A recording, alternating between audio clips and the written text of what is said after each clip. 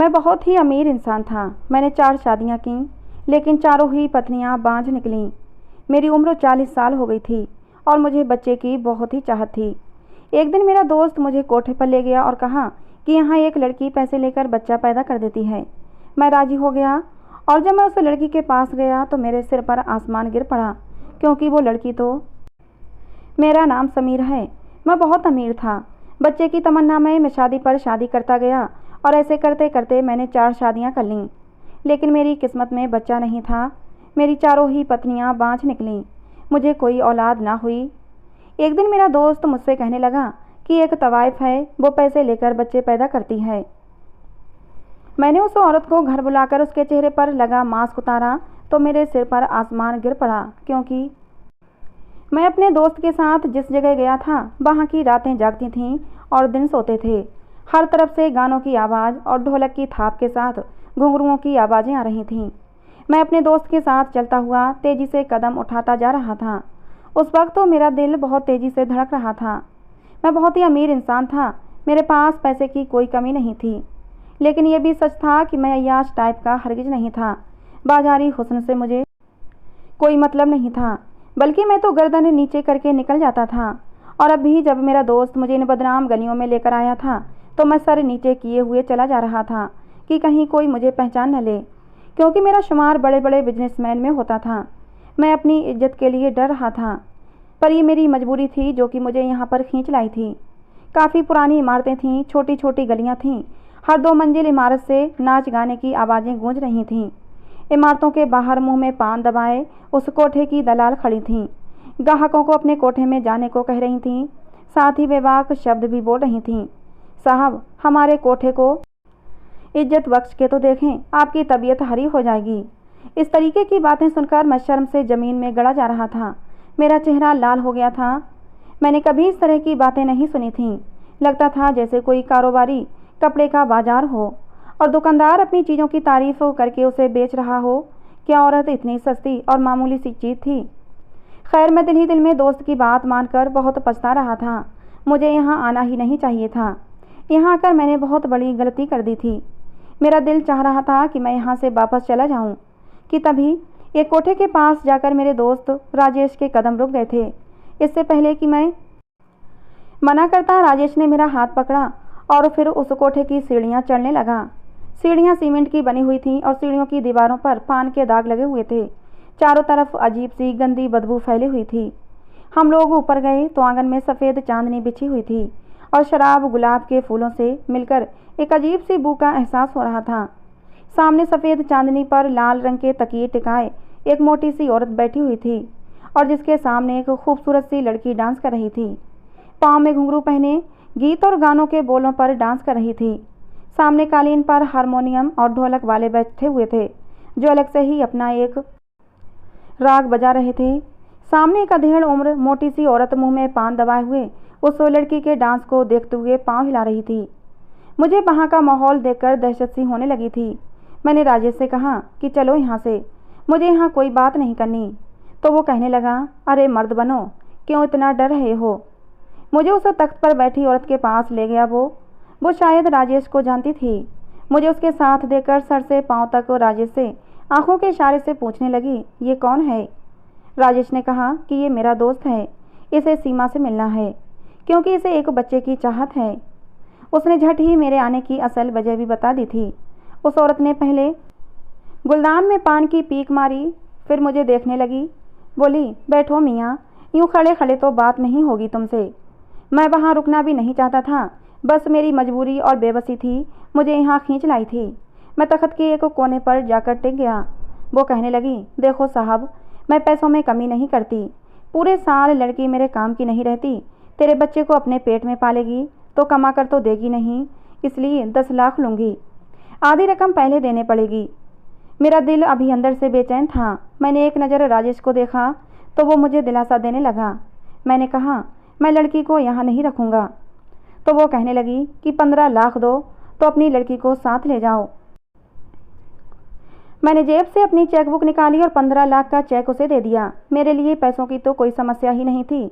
उस औरत की आंखें फटी की फटी रह गई थीं जब मैंने उसे 15 लाख का चेक दिया था। चेक को देखकर वो कुछ बोल ही नहीं पाई थी। फिर थोड़ी देर बाद मुझे देखकर मुस्कुराने लगी। फिर उसने एक लड़की को आवाज़ लगाई, अरे चमेली कहाँ मर गई। उसकी एक पुकार पर ही वो लड़की उसके पास आ गई थी। वो सांवली सी लड़की थी, चेहरे के नए नए नक्श अच्छे थे।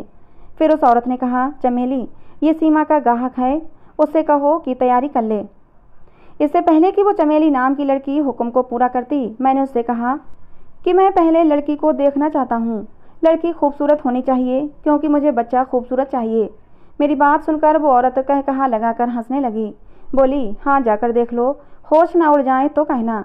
जा चमेली, साहब को सीमा का दीदार करवा दे। चमेली मुझसे कहने लगी, आइए साहब। मैं खड़ा हो गया और उस चमेली नाम की लड़की के साथ चलने लगा। वो लड़की मुझे कमरे के बाहर छोड़कर चली गई। पहली बार मेरा दिल बड़ी ज़ोर ज़ोर से धड़क रहा था। बच्चे के लालच ने मुझे कहाँ से कहाँ लाकर खड़ा कर दिया था। ऐसी हालत तो मेरी कभी अपनी पत्नियों के कमरे में जाते हुए नहीं होती थी। शायद बात जायज़ या नाजायज़ की थी। मेरी पत्नियों के साथ मेरा रिश्ता जायज़ है। फिर मैंने दिल को समझाया, ये लड़की भी मेरे लिए गैर नहीं रहेगी। ये लड़की अब तो मेरे बच्चे को अपनी कोख से जन्म देगी। लेकिन ये मेरी बेबसी थी कि मैं इस गलत राह को चुनने पर मजबूर था। जब मैंने कमरे पर दस्तक दी तो उसने कहा, कौन है, आ जाओ अंदर। मैंने दरवाज़ा खोला तो सामने एक लड़की आधा घूंघट निकाले सजी समरी बैठी हुई थी। मैंने बड़ी मुश्किल से उसे बस एक नज़र देखा, फिर कमरे का दरवाज़ा बंद कर दिया और उसके पास आकर बैठ गया। मैंने अब तक उसका चेहरा नहीं देखा था क्योंकि वो घूंघट निकाले बैठी थी। मैं उसके सामने जाकर बैठ गया, लेकिन खुद में इतनी हिम्मत नहीं थी कि उसकी तरफ देखूं और उसका घूंघट उठाऊं। मेरा ज़मीर मुझे इस बात की इजाज़त नहीं दे रहा था, और वो इसलिए कि मैंने आज तक कोई गुनाह नहीं किया था। जब वो मुझे यूं खामोश देखती रही तो वो लड़की कहने लगी, क्या बात है साहब, पूरी रात क्या ऐसे ही बैठे रहोगे। उस लड़की की आवाज़ ने मुझे चौंका दिया। मैंने बड़ी मुश्किल से उसकी तरफ देखा था, जो मेरे लिए बिल्कुल अजनबी थी। देखिए, मैं आपकी कीमत दे चुका हूँ। मैंने बड़ी मुश्किल से अपने हाथों से उसका घूंघट उठाया और जैसे ही उसके चेहरे की तरफ देखा मेरे होश उड़ गए थे। वो तो मैं बहुत ही दौलत वाला इंसान था, बाप दादा की करोड़ों की जायदाद का इकलौता वारिस था। लेकिन मेरी बदकिस्मती यह थी कि मैं बेऔलाद था। मैं ख़ानदानी रईस था। मेरी पहली शादी मेरे माता पिता की पसंद से हुई थी। मेरी पत्नी मेरे पापा के दोस्त की बेटी थी, लेकिन उम्र में मुझसे 7 साल बड़ी थी, लेकिन स्वभाव की बहुत ही अच्छी थी। मेरी शादी को 10 साल हो गए थे, लेकिन कोई बच्चा ना हुआ। मैंने अपनी पत्नी का बहुत इलाज करवाया, लेकिन वो मुझे बच्चा नहीं दे सकी। मैंने अपने भी सारे टेस्ट करवाए कि कहीं मुझ में कोई कमी ना हो, लेकिन डॉक्टरों ने कहा कि आपकी पत्नी कभी माँ नहीं बन सकती। आपकी सारी रिपोर्ट्स क्लियर हैं, आप में कोई कमी नहीं है। 10 साल के लंबे इंतजार के बाद मैंने अपनी पत्नी कविता से कहा कि मुझे दूसरी शादी करनी है क्योंकि मुझे बच्चे की लालसा है। मेरी बात सुनकर कविता बहुत रोई, लेकिन फिर मेरी मजबूरी को देखते हुए उसने मुझे दूसरी शादी की अनुमति दे दी। दूसरी शादी की, लेकिन दूसरी शादी को भी 5 साल हो गए और दूसरी पत्नी भी मुझे बच्चा नहीं दे सकी। मजबूरी में मैंने तीसरी शादी की। मैंने 5 साल तक इंतजार किया और तीसरी पत्नी भी मुझे बच्चा न दे सकी। चौथी पत्नी ने भी मुझे बच्चा नहीं दिया। मेरी शादी के 25 साल गुजर गए, लेकिन मुझे बच्चे की खुशी नहीं मिली। मेरी उम्र अब 35 साल की हो चुकी थी। मैं अपनी पत्नियों का इलाज करवा करवा कर थक चुका था। न जाने क्या समस्या थी, हर बार मेरी रिपोर्ट ठीक आती, बस मेरी पत्नियों की रिपोर्ट ही गलत निकलती थी। कभी कभी तो मेरा दिमाग इस बात को ही नहीं मानता था कि आखिर ऐसा कैसे हो सकता है कि मेरी चारों पत्नियां बांझ निकलीं। अगर एक पत्नी के साथ ये समस्या होती तो बात समझ में आती थी। चारों पत्नियों में एक जैसी ही समस्या थी। खैर, जो भी कुछ हो, अब मैं 5वीं शादी नहीं कर सकता था। 4 शादियां करने पर ही मेरे बारे में लोग तरह तरह की बातें बनाने लगे थे कि मैंने अपनी पत्नियों पर जुल्म किया है। बच्चे के लालच में मैंने एक दूसरे के लिए सौतन लाकर बिठा दी है। लेकिन कुछ भी हो, मुझे अपनी चारों ही पत्नियां बहुत प्यारी थीं। मैं उन्हें बराबर का हक देता था और सबसे ही प्यार करता था। मेरी पत्नियां भी बहुत अच्छी थीं, आपस में प्यार मोहब्बत से रहती थीं और मुझसे भी बहुत मोहब्बत करती थीं। मैं उम्र के जिस हिस्से में पहुंच चुका था, वहां से आगे अब बुढ़ापे की शुरुआत थी। लेकिन मेरी ये करोड़ों की जायदाद का क्या होता? अगर मेरे एक भी बच्चा नहीं होता तो मैं अपनी सारी दौलत जायदाद आज किसके हवाले करके जाता? इससे भी बड़ी बात, मेरे दिल को सुकून नहीं था। मेरा दिल बेचैन रहता था कि मेरा भी अपना कोई बच्चा होता। इसी सिलसिले में जब मैंने अपने दोस्त राजेश से बात की तो उसने मुझे ये रास्ता दिखाया जो बिल्कुल गलत था।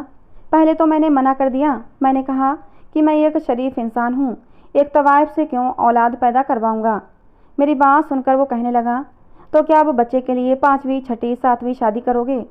4 पत्नियों से तो बच्चा पैदा नहीं कर सके, और फिर अपनी उम्र देखो, बुढ़ापे में कदम रख चुके हो। समय गुजरने के साथ साथ औलाद पैदा करने के चांसेस भी कम हो जाएंगे। राजेश बात तो ठीक कह रहा था, मुझे औलाद चाहिए थी। राजेश कहने लगा कि जो मैं बता रहा हूँ उससे तो ये बच्चा भी हो जाएगा और तुझे 5वीं शादी भी नहीं करनी पड़ेगी। फिर तुम दुनिया को कह देना कि चारों पत्नियों में से किसी एक को बच्चा हुआ है, किसी को कुछ सवाल करने की ज़रूरत नहीं पड़ेगी। मैं काफ़ी दिनों तक इस मसले पर सोच विचार करता रहा। मैंने अपनी पत्नियों से भी सलाह मशवरा किया, लेकिन जाहिर सी बात है वो मुझे कभी भी ऐसा करने के लिए अनुमति नहीं दे सकती थीं। एक तरफ मैं बच्चे को लेकर परेशान था, तो दूसरी तरफ मेरी पहली पत्नी अब बीमार रहने लगी थी। मैंने अपनी बाकी तीनों पत्नियों से इजाज़त ली कि ज़्यादा वक्त मैं अपनी पत्नी को देना चाहता हूँ। मेरी तीनों पत्नियों ने खुशी खुशी अनुमति दे दी थी कि मैं अपनी पहली पत्नी के साथ ज़्यादा से ज़्यादा वक्त गुजार सकता हूँ। ऊपर वाले की मेरे ऊपर कृपा थी कि चारों ही पत्नियाँ बहुत अच्छी थीं, कोई भी पत्नी कम उम्र नहीं थी। मेरी तीनों पत्नियाँ बेसहारा थीं, इसलिए सब ने आपस में बनाकर रखी थी। मेरी बाकी की तीनों पत्नियाँ बहुत ही गरीब बेसहारा थीं, और मैंने यही सोचकर उनसे शादी की थी कि उन्हें सहारा भी मिल जाएगा और मुझे बच्चा मिल जाएगा। लेकिन मेरी किस्मत ही ख़राब थी कि मुझे बच्चे की खुशी नहीं मिली थी, और मैं अपनी किसी भी पत्नी को छोड़ भी नहीं सकता था। ये मेरे उसूलों के खिलाफ था कि अगर मेरा उनसे मतलब पूरा नहीं हुआ तो मैं उन्हें छोड़कर बेसहारा कैसे कर सकता था। राजेश ने मुझे जो रास्ता दिखाया था, मेरा दिल नहीं मान रहा था, लेकिन बहुत सोच विचार के बाद मैंने आखिरकार इस फैसले पर पहुंच ही गया कि राजेश की बात मानने में ही भलाई है, आखिर इसमें हर्ज ही क्या है। और इसीलिए मैं उसके साथ कोठे पर आ गया था। लेकिन जब मैंने उस लड़की को देखा तो मेरे होश उड़ गए थे। उस लड़की का चेहरा देखते ही मैं कोठे से बाहर निकल आया था। फिर मैं कोठे पर नहीं रुका। राजेश ने मुझे पुकारा और पुकारता ही रह गया, पूछता रहा कि समीर तुझे क्या हुआ है, लेकिन मैंने कोई जवाब नहीं दिया। तेज कदमों से उस बाजार से निकलकर अपनी गाड़ी में बैठ गया।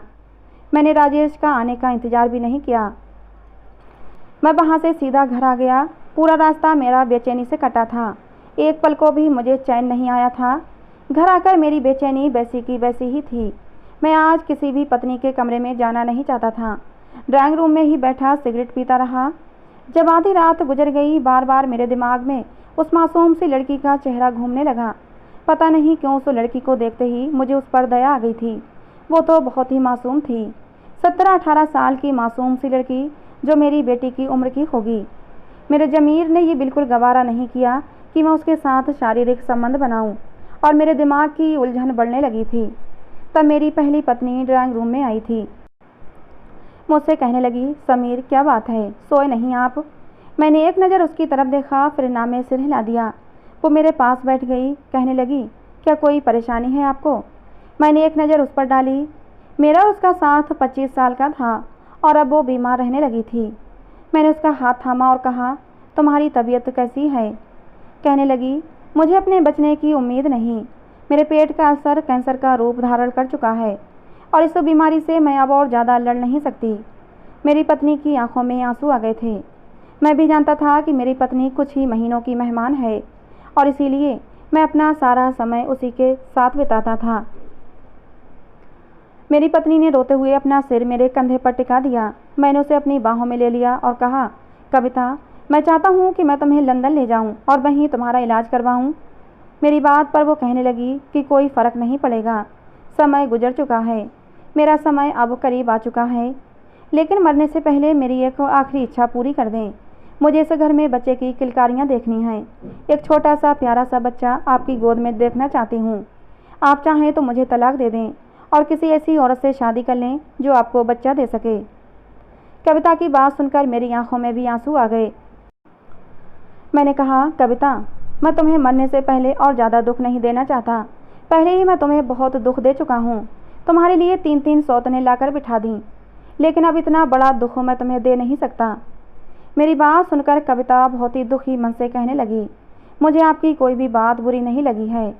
हाँ, पहले थोड़ा दुख जरूर हुआ था, लेकिन फिर मैं समझ गई थी कि आपके मन में भी एक बच्चे की लालसा जागती होगी, और फिर मैंने अपने आप को समझा लिया था। लेकिन मुझे कहाँ पता था कि मेरा मनहूस साया आपको कभी बाप नहीं बनने देगा।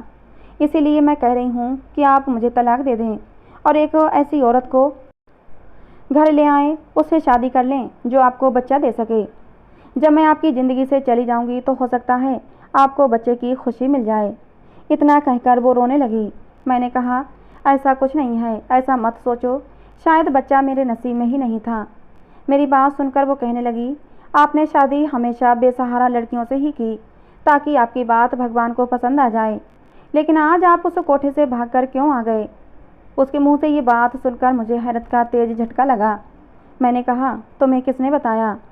मेरी बात सुनकर उसने एक गहरी सांस ली और कहने लगी, वो सब छोड़ो, मेरी बात का जवाब दें।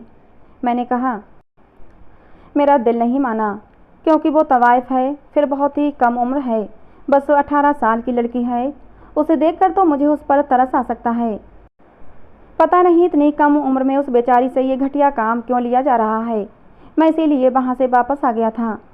जिस लड़की के पास से मैं भागकर आया वो लड़की 18 साल से ज़्यादा की नहीं थी, बहुत ही सुंदर थी, लेकिन इतनी कम उम्र की थी। अगर मेरी शादी के बाद मेरी बेटी हो गई होती तो शायद उस लड़की से भी ज़्यादा प्यारी होती और उसी की उम्र की होती। मेरी पत्नी कहने लगी, समीर, तुम उस लड़की से शादी कर लो। मैं हैरान रह गया। मैंने कहा, कविता, तुम होश में तो हो? वो एक तवाइफ है और वो शादी कैसे कर सकती है? और फिर उसकी मालकिन मुझे ये अनुमति कैसे देगी? और फिर वो लड़की बहुत छोटी है, मुझे उसके पास जाते हुए भी शर्म आई थी। मेरी पत्नी कहने लगी, हो सकता है आप उसे उस कोठे से आज़ाद करवाने में कामयाब हो जाएं, तो आपकी इसी बात से खुश होकर भगवान आपको बच्चे की खुशी दे दे। अपनी पत्नी की बात सुनकर मैं चुप हो गया। कुछ दिन तक इसी बारे में सोचता रहा। अगर मैं उससे शादी कर लेता तो शायद सीमा को उस गंदगी से छुटकारा मिल जाता, वो उस दलदल से निकल सकती थी। ये ख्याल दिल में आते ही मैं उस कोठे पर दोबारा पहुंच गया। अब मेरी नीयत उस मासूम सी लड़की को उस गंदे माहौल से निकालने की थी। मैंने 1 करोड़ उस औरत के हाथ पर रख दिए। वो कभी मुझे तो कभी उस चेक की तरफ देख रही थी। कहने लगी, इतनी बड़ी रकम क्यों? मैंने कहा कि मुझे सीमा से शादी करनी है। इस सब के बाद उस लड़की का कोठे से कोई संबंध नहीं रह जाएगा। वो लालची औरत थी, फौरन मान गई। मैं सीमा को शादी करके घर ले आया। वो फटी फटी आंखों से मेरा महल जैसा घर देख रही थी। कहने लगी, साहब, आपका घर तो बहुत ही बड़ा है, आप तो बहुत ही अमीर हो। मुझे खरीदने के साथ साथ अपने घर में भी काफ़ी कीमती सामान सजा रखा है। मुझे उसका इस तरह बोलना अच्छा नहीं लगा। मैं उसका कोई ग्राहक नहीं था, बल्कि उसका पति था। मैंने अपनी एक पत्नी से कहा कि सीमा को मेरे कमरे में छोड़ आओ, और मैं वहीं लिविंग रूम में बैठकर सिगरेट पीने लगा। पता नहीं क्यों अंदर कमरे में जाने की मेरी हिम्मत नहीं हो रही थी। मेरी पहली 4 पत्नियां बहुत ही शरीफ औरतें थीं। उनकी ज़िंदगी में मैं पहला मर्द था, लेकिन सीमा की ज़िंदगी में मेरे अलावा भी न जाने कितने मर्द आए थे। हमदर्दी अपनी जगह, लेकिन उसे पत्नी बनाने के लिए मेरे अंदर जंग छिड़ी हुई थी। जिस जगह से सीमा आई थी वो गंदगी से भरी हुई थी, और ऐसे में सीमा को पत्नी के रूप में अपनाना बहुत ही मुश्किल था। लेकिन औलाद की खातिर मैं ये कड़वा घूंट पीने के लिए तैयार था। सोचा शायद भगवान को मेरी यही नेकी पसंद आ जाए। मैं अपनी सारी हिम्मत को जमा करके कमरे में गया, लेकिन उस समय तक सीमा सो चुकी थी। वो बहुत ही कम उम्र थी। बेशक मैंने 4 शादियां की थीं, लेकिन इतनी छोटी और कम उम्र की लड़कियां उसमें से कोई भी नहीं थीं। मैंने सीमा को सोने दिया और ख़ुद भी सो गया। सुबह मेरी आँख खुली तो सीमा मुझे बड़ी हैरत से देख रही थी।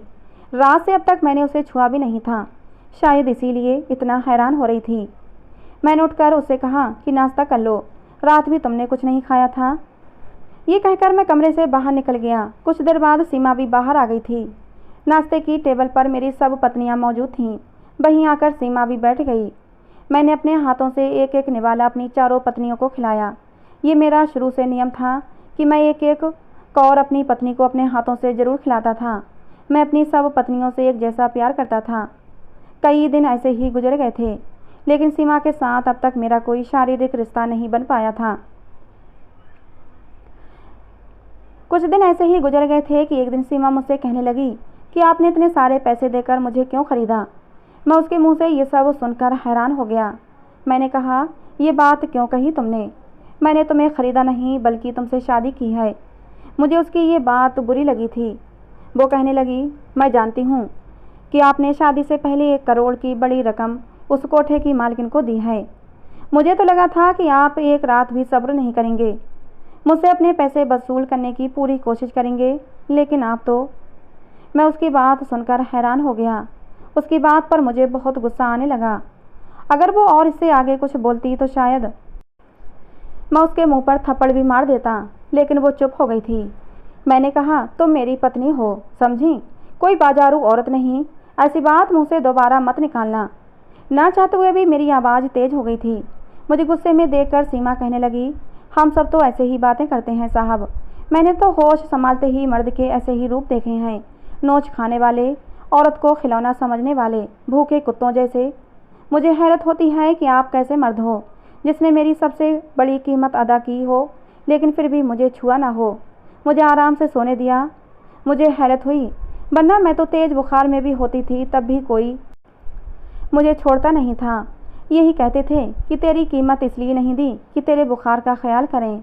ये कहते हुए सीमा की आंखों में आंसू भर आए थे। फिर उसने अपना हाथ दिखाया। उसके बाजू पर बुरी तरह सिगरेट के निशान थे। ऐसा लग रहा था कि जैसे उस पर किसी ने बहुत ही बेदर्दी से जुल्म किया हो। उसकी ये हालत देखकर मैंने अपनी आंखें बंद कर लीं। सीमा कहने लगी, ये देखिए, तो आप ये मेरे साथ करते हैं? नहीं ना, तो आप तो बहुत ही शरीफ मर्द हो। मुझे ख़रीद कर भी तुमने मुझे इस्तेमाल नहीं किया।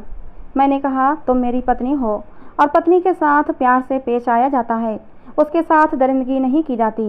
ये कहते हुए मैंने सीमा को अपनी बाहों में भर लिया। मैं उसकी आंखों में आंसू नहीं देख सकता था। उस रात मैंने देखा कि सीमा के शरीर पर न जाने कितने और ऐसे ही घाव थे, और उन घावों को देखकर मेरा दिल भी जख्मी हो गया था। मैंने उस पूरी रात सीमा को अपनी मोहब्बत से भिगोया था।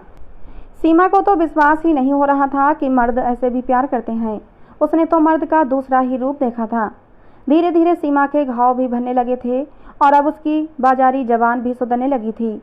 वो मेरे रवैये और मेरी मोहब्बत से बहुत खुश थी और धीरे धीरे वो मुझसे बहुत मोहब्बत करने लगी थी। और फिर शादी के कुछ ही महीने बाद मुझे खुशखबरी मिल ही गई। सीमा उम्मीद से थी। मुझे तो अपने कानों पर विश्वास ही नहीं हो रहा था। 9 महीने तक मैंने सीमा का बहुत ख्याल रखा, बल्कि उसे बिस्तर से पैर भी नीचे नहीं रखने दिया। और जब वो डिलीवरी का समय आया तो मैं लेबर रूम के बाहर बहुत ही बेचैनी से चक्कर काट रहा था। लेकिन जब लेडी डॉक्टर बाहर आई और बेहद परेशानी में कहने लगी कि आपकी पत्नी की हालत ठीक नहीं है, या तो हम माँ को बचा सकते हैं या फिर बच्चे को। ये सुनकर तो मेरे होश ही उड़ गए थे। मुझे इतने समय बाद बच्चे की खुशी मिली थी, लेकिन मेरे सामने अब एक आजमाइश खड़ी थी। इस समय मेरी हालत क्या थी ये वही समझ सकता था जिस पर यह सब बीता हो। मैंने अपनी आंखें बंद कर ली। मैंने कहा कि आप माँ को बचाएं, बच्चे का तो भगवान मालिक है। डॉक्टर अंदर चली गई और मेरी आंखों से आंसू बहने लगे थे। ये सच था कि मेरी पहले से 3 पत्नियां और भी थीं, लेकिन मैं अपने लालच के खातिर किसी की जान लेने का सोच भी नहीं सकता था। मेरा और सीमा का साथ 1 साल का था और इस 1 साल में मैं सीमा के बहुत करीब हो चुका था।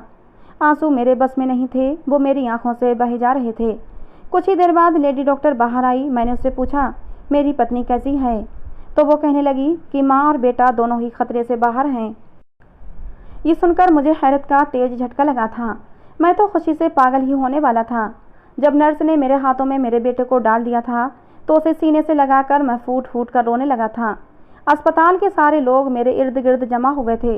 उन्हें समझ नहीं आ रहा था कि मैं इतना क्यों रो रहा हूँ, लेकिन मैं क्यों रो रहा था ये मैं ही जानता था। मेरे भगवान ने मुझे मेरे सब्र का इतना अच्छा इनाम दिया था।